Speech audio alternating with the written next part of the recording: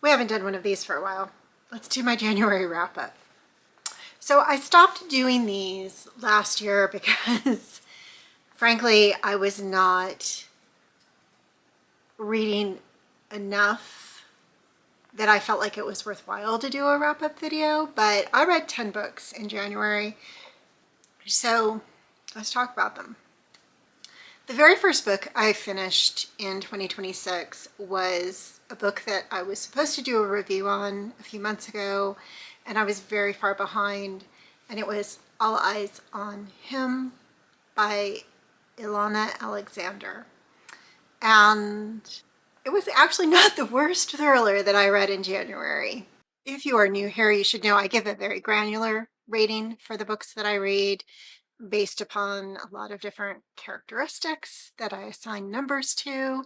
It's just the way that I'm wired. So I gave this book a 2.3. It is in one of my videos, so I won't spend a huge amount of time talking about it. But basically, we're in a situation where there is a woman and something bad happens to her roommate after she goes home from a club with a guy. And our protagonist takes it upon herself to solve the crime because she is just sure that the police are not going to give it the attention that it deserves. There are a ton of coincidences.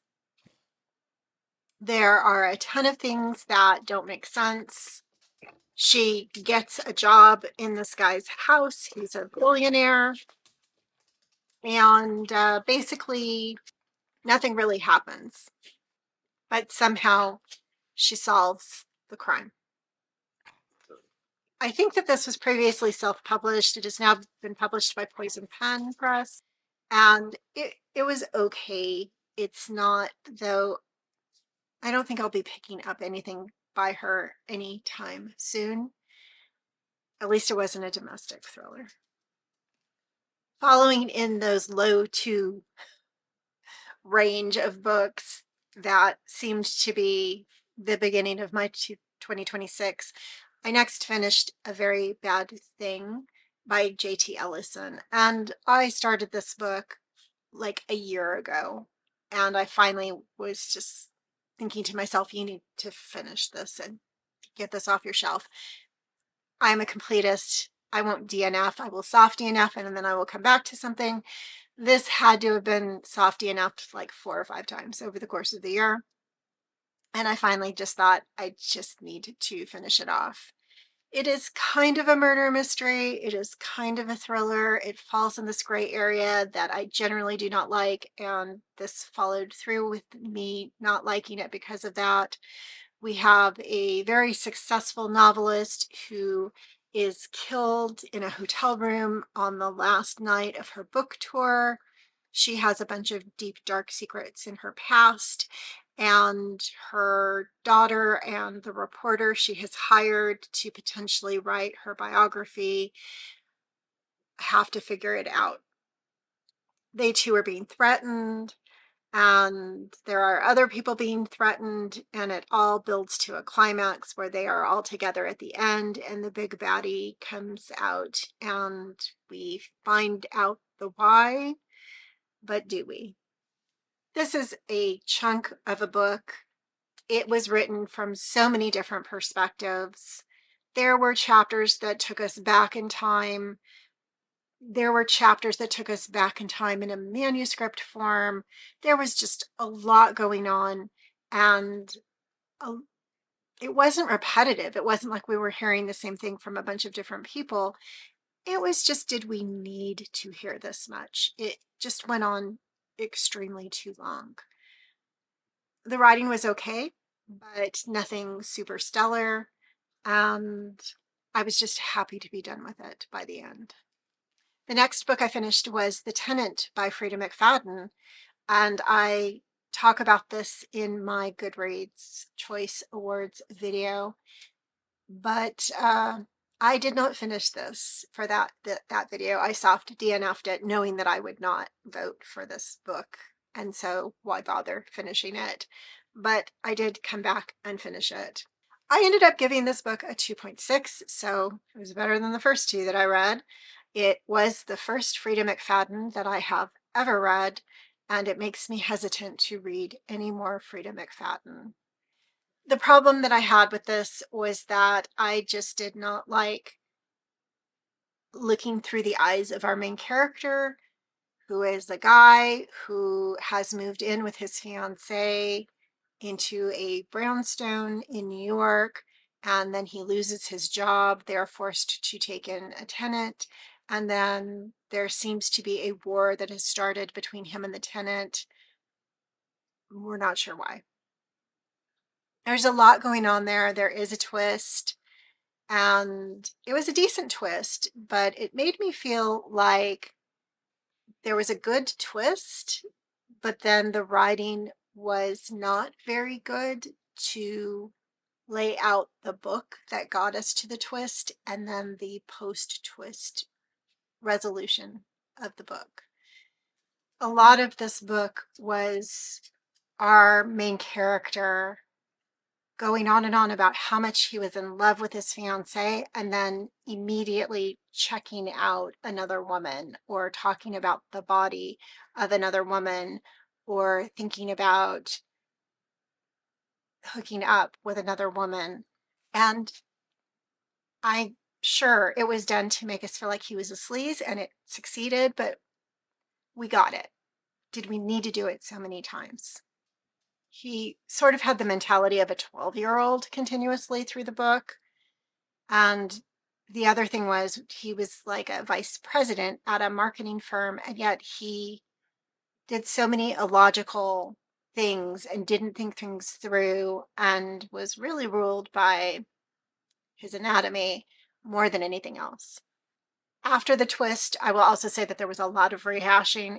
Got very repetitive, and yes, we were seeing it from a different point of view, but it was just too much. It went on too long. It didn't need to, and it could have been tighter and edited a little bit more concisely, and I think it would have worked better. The next thing I finished was a fantasy, The Second Death of Locke by B.L. Buvalino. And this is a fantasy, so I won't go into too much detail here. However, I gave it a 3.2. It was an okay book for me. I occasionally pick up fantasy, probably less and less over the last 6 to 8 months because I just hadn't been enjoying it. I will say again that this was an okay book, but fantasies are always chunkers. This is over 400 pages, 400 and close to 500 pages. And to invest that much time in a book for me and then only give it a 3.2, I started thinking, is this worth my time to really be reading these fantasies? I know that a lot of people are referring to this as a romantasy. I don't think it is. I think it's a fantasy with some romance. I will say the first half of the book I found much, much better than the second half of the book. There is a journey, and I enjoyed the aspect of the journey and the crew that was together during this journey and all that went on with that. When they finally arrived at their destination, we lost a lot of the crew and focused on the two main characters, really the main character and her love interest, and it just wasn't as interesting to me at that point when it should have been. So that's why it lost points for me. I know a lot of people love this book, and it was just okay for me. The next thing I finished was Writers and Liars by Carol Goodman, and this was a book that I received an ARC for to do a review. This was a closed circle mystery. It did have a little bit of thrillery elements because, as with all good closed circle, we know that the killer is still out there and we have to stop him before he takes us all out. This is a situation where our protagonist is an author. She was once a best-selling author, and she got soured on writing because she went to a writing retreat, and her lover and her best friend betrayed her at the end of this writing retreat, and it has soured her on writing ever since then. She has sort of retreated to living this comfortable life where she is the curator of the museum where her father was the curator before his death. And she has now been invited back 15 years later to the same writing retreat with the same group of people that she was there with the first time to have a pseudo reunion. When they get to this reunion, their host has been murdered and they have to figure out who done it. It was a decent setup. There were a lot of red herrings and setting was okay. There are a lot of references to Greek mythology in this novel. She is, after all, the curator of a classicist museum, and her love interest has also been raised in this atmosphere of being surrounded by Greek myths. So it's their common language, their little inside jokes are all associated to Greek myths. There's quite a bit of time spent explaining the myths, not just alluding to them, which can be a good thing or it can be a bad thing. If there are allusions to a myth that you're unfamiliar with, at least Goodman goes to the extent to explain them to you. But you're spending so much time learning about Greek myths when you could be in the plot of the book. I did give this 4 stars. I thought the writing was strong. I thought the mystery itself was well plotted. And there were some confusing aspects of it, though, some things about the protagonist's mother that could have been handled a little bit more appropriately. I don't know. And with a thriller, there were some very common thriller tropes that we ended up with at the end that just why'd we have to go there? One thing about the book that really, looking back on it, might have made it like a 3.5 for me, but I'll stand by my 4, is that this was a group of people who spent a summer together in a writing retreat on this rich Greek guy's island 15 years ago. And yes, she and one of the other writers fell in love with each other, and one of the other writers became her best friend over the summer. But she has really forgone everything else in her life except for going to work at the museum every day because she felt betrayed by these 2 people 15 years ago who she had known for a summer. This was not her husband. This was not somebody she was in a long-term relationship with. This was her new best friend of what, 3 months at the most. And she's basically let it control her life for 15 years. She was a best-selling author and decided not to write anymore because of these 2 people who she had known for 3 months betraying her. Really? Just just really. So I'll stay with my 4, but that was just, yeah, too much. The next thing I listened to was Class Reunions or Murders by Libby Klein. I listened to this. I don't rate books that I listen to because I miss the nuances, but this was a fun thing to listen to in the car. Our main character is a relatively recent widow. She has been, of course, invited back for her, I believe, 20-year high school reunion, and she doesn't live in the area anymore. She doesn't really want to go back to coastal New Jersey, but she agrees to meet her friends and go to the high school reunion. When she gets there, her aunt still lives in the family home. She finds it a little bit run down. She begins to worry about the mental health of her aunt. So it's good that she's come back to help with that aspect of it. And she is confronted with a lot of the bullies from the popular kids in high school who are still bullies in this, I think, small town where they all still live. She and her friends seem like a tight-knit group. At least they had this friendship group. She was not by herself, isolated and being bullied, but it's amazing how 20 years later it is so easy for people to fall into those patterns again. And the fact that her 3 friends have stayed in town and still feel bullied by this group of people, absolutely amazing and somewhat realistic that stuff like this goes on in small towns. The leader of the bullies, the head cheerleader type person who is now married to a politician, is the one who is killed at the high school reunion. And of course, our main character becomes one of the suspects and so has to investigate to clear her name.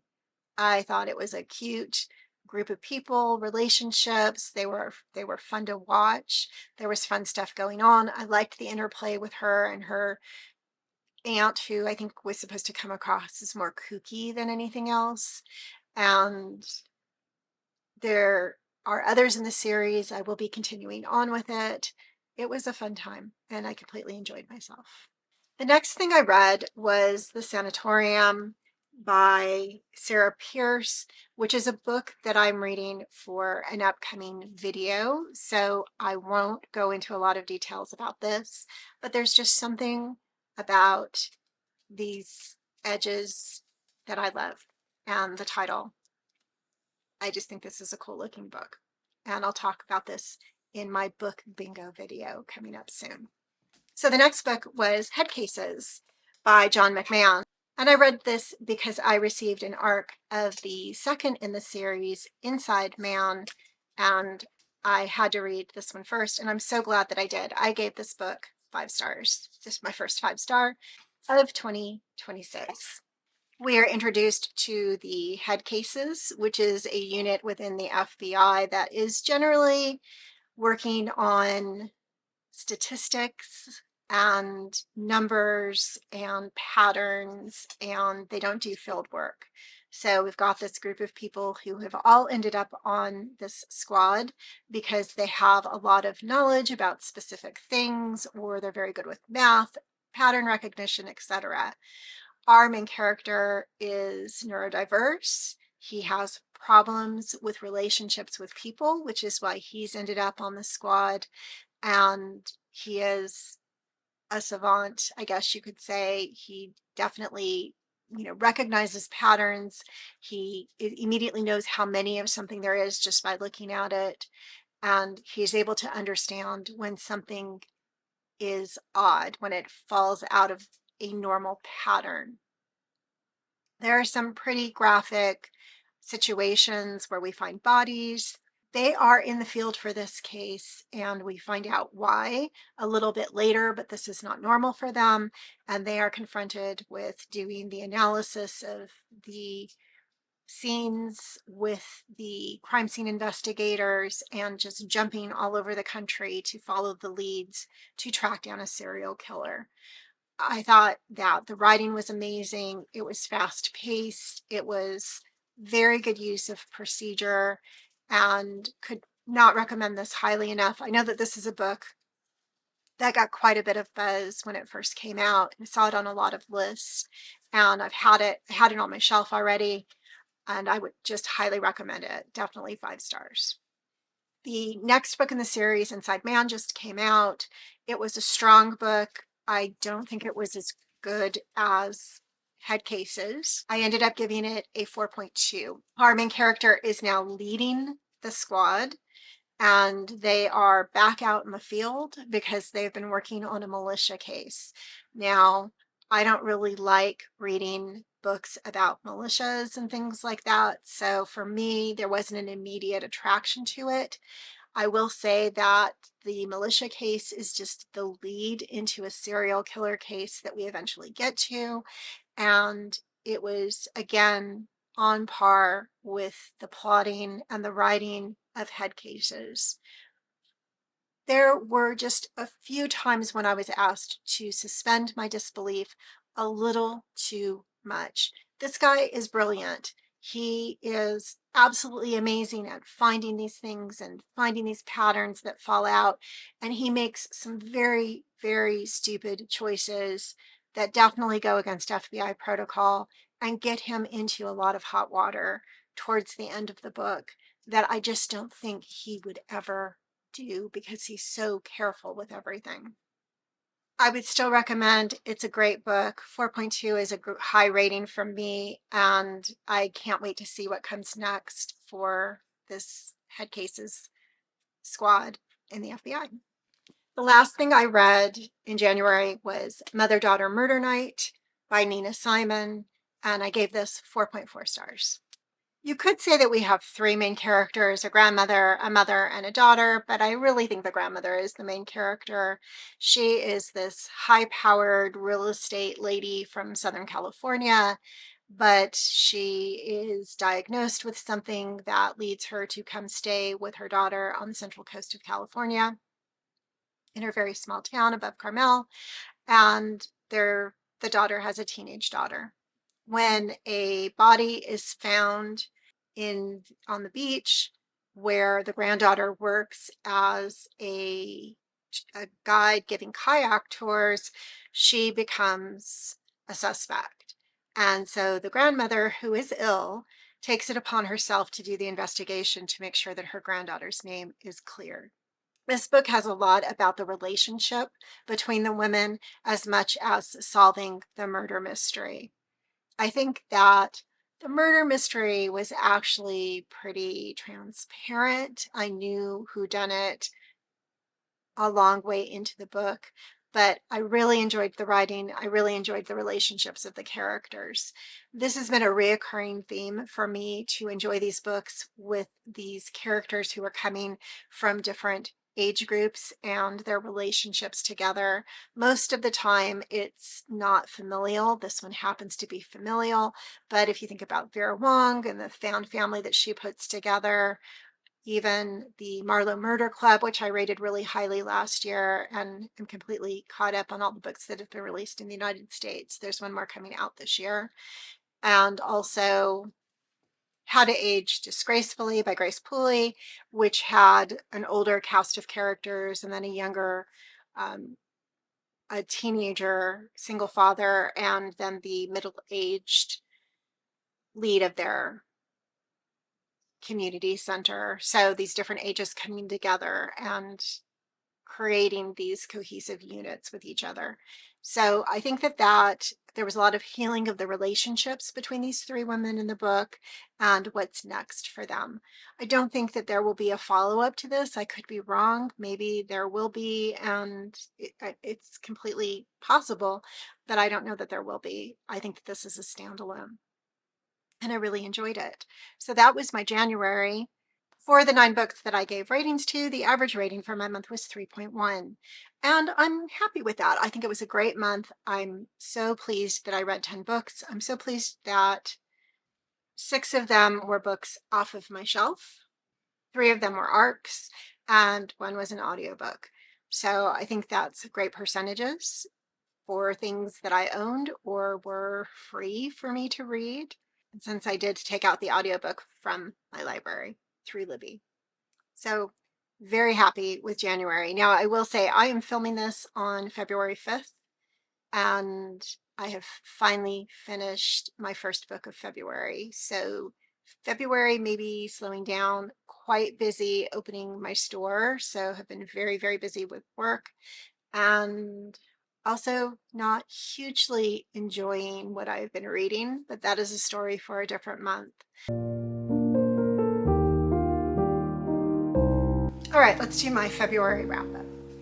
Now, February was not quite as successful as January, but February was extremely busy because, we're opening a bookstore. So I finished 5 books in February. This is Gina from the future because I never filmed my numbers for February. So for the books I finished in February, 3 were advanced reader copies for review. 1 was something that I listened to on audio from Libby, and only 1 was from my shelf. So February was challenging all the way around, but again, very, very busy month. So let's get back to talking about the books. The first one I finished was The Witching Hours by Heather Graham. Now, Heather Graham is not an author I've ever read before. I read this for review. I thought I was going to love this book, and I did not. I ended up giving it a 0. I did finish it because I had agreed to write a review. Probably not the review they were looking for, and I gave it a 0. It was probably just one of the worst books I have ever read, honestly. I have a full review of it coming out in a reading vlog. So I'm not going to go into too much detail here, except to say that, except that it is a police procedural with 2 FBI agents, there are paranormal elements. It takes place in Salem, Massachusetts, and involves a case of a series of kidnappings. I really had high hopes for this. I really, really like paranormal mysteries. I just could not get into the writing in this one. Heather Graham is a former New York Times bestselling author, and if all of her books are written this way, I don't get it. It was the clunkiest writing I've read in the longest time. I just cannot recommend. The next thing I finished was The Wrong Family by Taryn Fisher, and this is going to be in a book bingo video that's coming out soon. So again, I won't go into a huge review of it, and I'm not even going to give my rating because I do include it in that video. It is a domestic thriller. 2 strikes against it, just as a little bit of a preview. I am completely turned off with thrillers right now, and I never really liked domestic thrillers, even when I was in my thriller journey. So this kind of had 2 strikes against it going in. We'll see how it goes from there. The next book I finished was The Final Problem by Arturo Perez Reverte. And this is also in a reading vlog that's coming up, but I will give away my rating for it. It was a 4.4. I did enjoy it. It is a historical amateur sleuth, and it is a closed circle mystery, very reminiscent of And Then There Were None. It takes place on a very small Greek island with a group of tourists who are isolated at an inn on the island during a storm. I thought it had a good premise. I thought that the reveal was unique, and I did like the detective. So I liked that one. Next thing I finished is I've Got You Under My Skin by Mary Higgins Clark and Alistair Burke. I listened to this one, and it is part of my book bingo video as well. I wouldn't give it a rating anyway because I listened to it.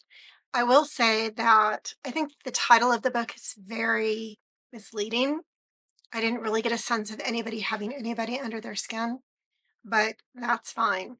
The premise of the book, there was a murder 20 years ago, the night of a big graduation party for a wealthy family's daughter and 3 of her best friends. And that night, the wife is killed. And this is a cold case. It is taken on by the producer of a true crime series, and she herself has been the victim of crime because her husband was murdered in front of their small child. We have these dual cases of what happened to the wife and what happened to our producer's husband. But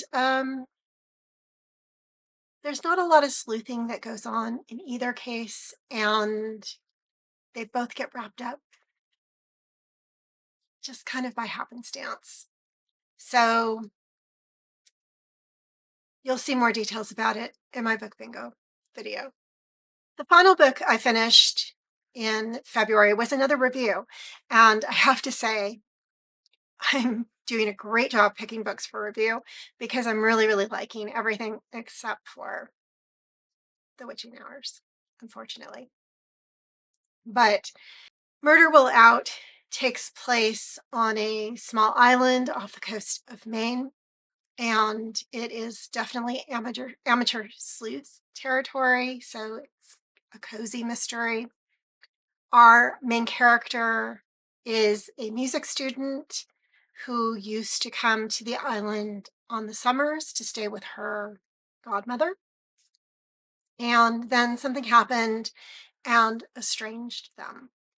And now, all these years later, as an adult, she's invited back to the island by her godmother, who is about to get married. But by the time she receives this invitation, her godmother has been killed. So she goes to the island anyway to attend the funeral, and she's presented with a host of characters who could be the potential killer, and she figures it out. I liked the characters, I liked the setting, and I ended up giving it a 3.8. So, not the best book I read all month, but definitely better than others that were on the list. So that is it for February. Those was that is my quick run through of the things that I finished. And yes, they are all going to be talked about in more detail in other videos. So I'll leave it at that. So thanks for watching. I appreciate all of the new people here. And thanks for being part of my channel.